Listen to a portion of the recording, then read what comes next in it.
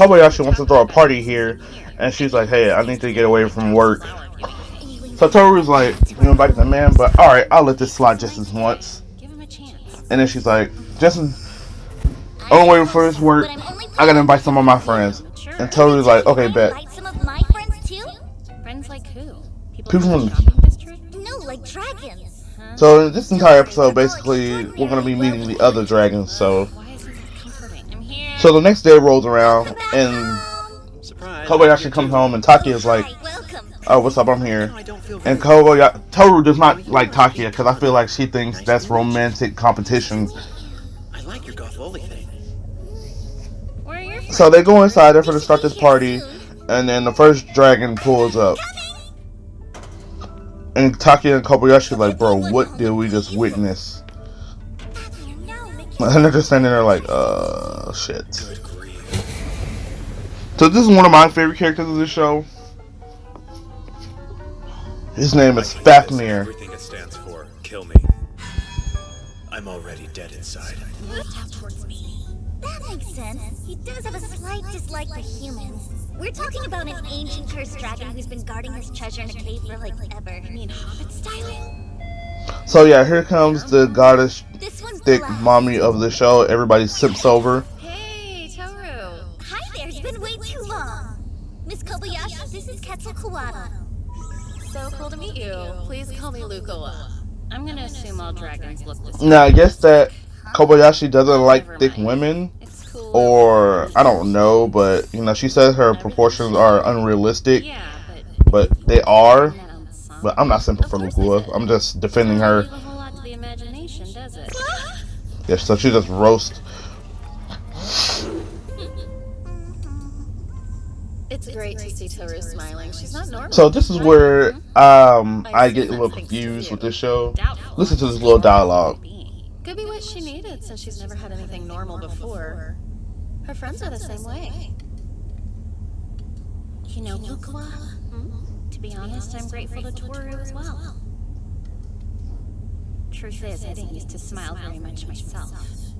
I never admit that to her, though. I like her eyes though. The food's ready, everyone! Yay!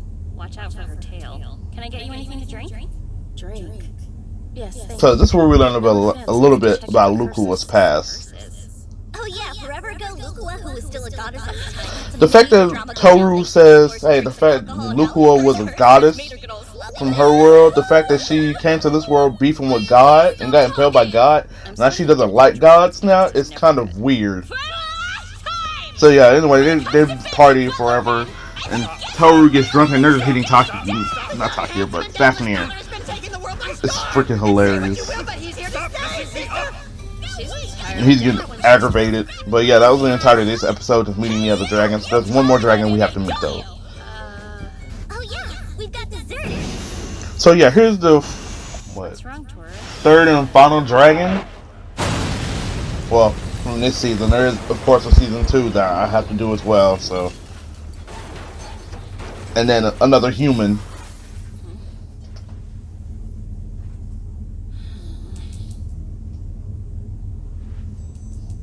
Who would have thought I'd find you hiding out here of all places? We got thick dragon Elma. Have you forgotten all of our laws? Dragons disrupt the order of this world and So yeah, Elma and Toru kind of have beef, and she's like, "Hey yo, if you don't come home willingly, I'm gonna bring you by force." Lady Toru and Lady Elma are on very bad terms. Yeah? And these two are skilled, you know. Did you learn that idiom at school? Well, how can I put this? They're both equal in power. If you ask me, they look They're evenly matched. Yeah. You think they'll be okay? Supposedly, that's what everybody says. So.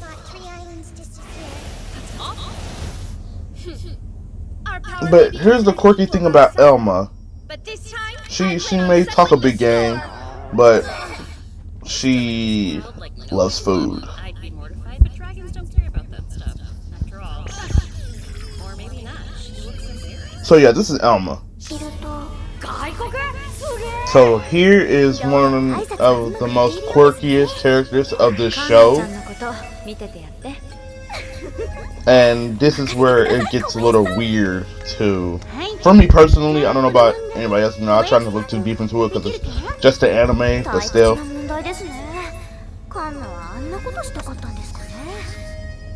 So yeah, the Kana's doing all these basic little math problems. You know, basic, you know, preschool or first grade. I really don't know what grade she is, so don't murder me. Yeah, this girl right here, Psychoa. Nani?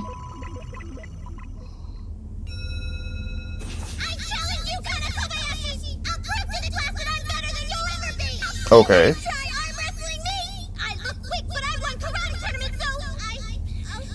So yeah, she's talking all this heat and then Kana starts crying. Like I said, this is one of the weirdest relationships in this show. But you were just talking about scrapping, but alright.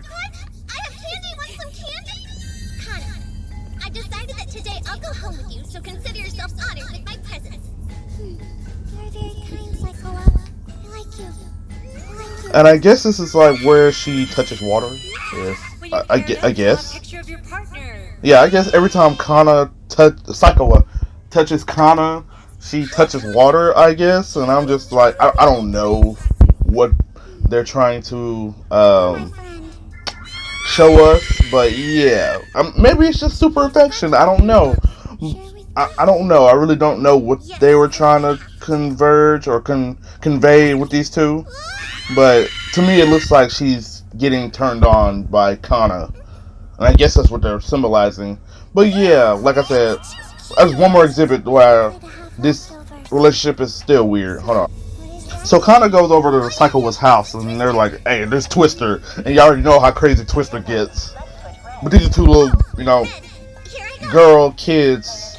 But Kana's like 1,000 years older than Psycho, but Psycho is a human, so, but they're in human form, so it's just like, I'm like, bruh,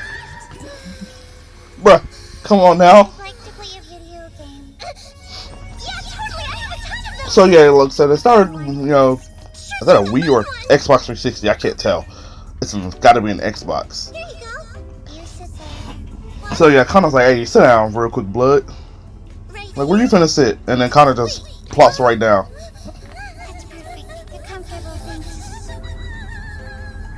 And Psycho was losing her shits.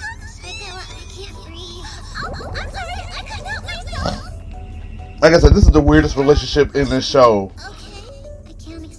And the craziest thing is, Psycho is the only person out of this whole squad of people that doesn't know that she's hanging around with dragons. Oh, sorry, this is like a little love confession or whatever. And I guess Kana doesn't understand, and she was finna put the moves on Psycho. She was finna put the moves on Psycho. So this is who Lukua is staying with. A little boy named Shota. And if you don't know what the Shota character is, then well, stay away from that side of the internet. That's all I'm gonna say. When he's with an older woman whose body is an agitator of lust, it's gotta be kinda unsettling. I think Kobayashi's just a hater, but she's thick too. I've snuggled with him. Like, look! Like, come on now. Like, they know what they're doing. So we have a child relationship that's weird, and then we have a Shota character. But I guess it's supposed to be like comedy relief. Like I said, this is like slice of life anime. Kind of, sort of. Slash reverse isekai. But yeah, so... Look, I get it's scary to have people at your house you don't know, but I invited them here to help you understand me better. What do you mean? I want you to know I'm not a demon. I'm a dragon. Isn't that fun? Stop lying! I used a demon summoning circle! Which I noticed is not my. And this is very cool of Lukua to do. So she kind of saved this boy Shota. I don't have enough magical power to summon a dragon yet. No, you're just loving to make yourself seem more powerful. But he's fucking... Oh my gosh, this guy. Literally does this every time I try. It's so cute. Womb for me. But the fact that there are demons, I would love to see, like, if they do season 3, I would love to see the demons and the angels and then God, since Toru fought God. I wanted to be I would like to see what kind of characters and wacky characters they are. Mages live pretty quietly here, but we maintain our power. So yeah, Shota comes from a family of mages, He's working hard to pass down his knowledge, and then but it seems like comes to find out that Shota's dad is Kobayashi's boss. Ah. So you summoned Spoilers, I'm Lukua sorry, I wasn't to trying to, train but her that's powers. crucial information. Wow. Kind of makes me feel bad for Lukua. Well, yeah, so then they get into the topic of She Lukua. was a demon. Sure would suck to be summoned for no reason. And what exactly were you planning to do after she? Yeah, what are you doing? Yeah, like, what's Lukua's purpose? Why would any demon stay with you? You're right. Everything you say is the truth. For real? She's right, Lukua, and I'm sorry. Wait, Does this mean he's gonna want me to leave? So, Lukua doesn't want to leave. You want to stay? But you can't just live at someone's house and do nothing in return. So it's like, hey, Toru's like, hey, Lukua, you can't just stay here and not freeload. Working as a splendid maid to help her. Splendid? Don't be mean! My mom takes care of all the housework and stuff like that. Huh. In other words, what you're saying is that I need to do something specific for Shota if I want to live in his house. How would you feel about me giving you more gold than And you could ever use? this guy shoots everything down. He's really good at alchemy. Does agricultural technology sound like fun? No way, I don't want to be a farmer. Everyone could use some crazy strong charisma, am I right? I think that would just cause more problems than it's worth. How about vast magical powers then? Now that one is kind of appealing. Consider it settled. But no thanks. No, but why? I don't believe there's a point in having vast power if you haven't worked hard to earn it for yourself. This man is, bruh. Gotta admire the integrity. Lukua, doesn't look like you're gonna be any help to him. There's one more thing. And then she does And this. it's all I have left. My body. Gone. What? Like, no. So yeah, this is a very chill anime if you haven't seen it, or I highly recommend you watch it. But this anime is very chill half the time, but when they really want to go all out, they will. And I'm gonna show y'all just in this fight. Well, whatever. So yeah, Toru flies to this remote island, and Kobayashi's about to let you know I'm gonna take a nap or whatever. Wake me up when y'all are done. You ready to play even if it's just the two of us?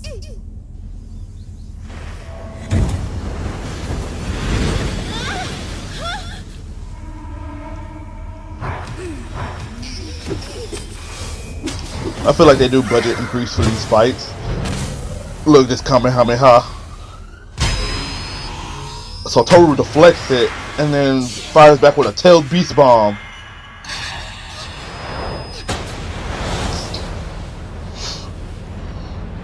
So yeah, this anime can get pretty crazy with the fight scenes. Oh hey, I thought you were gonna take a nap. But yeah, like I said, if you haven't checked it out, check it out. Miss Kobayashi Dragon Maid.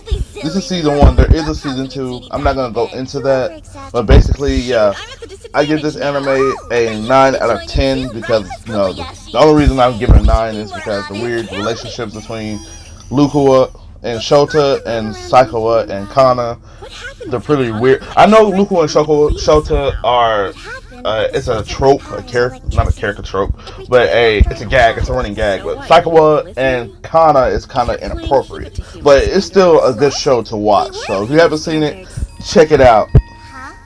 In our world, there are and enjoy it. capable of doing this kind of thing.